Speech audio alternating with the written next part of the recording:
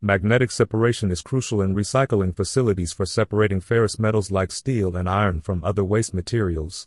It's a key step in processing everything from household recycling to industrial waste.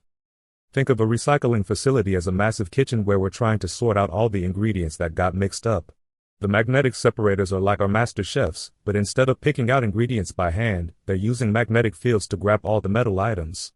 You've probably seen those giant electromagnets at scrapyards, swinging around and picking up cars like they're toys. That's magnetic separation on steroids.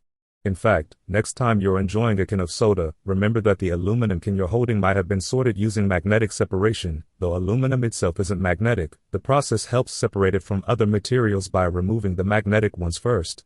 Pretty cool, right? If you're looking for exercises to test your knowledge, there is a link in the description for you. Thanks for sticking around till the end. If you enjoyed the video so far and want to see more content like this, make sure you hit that subscribe button.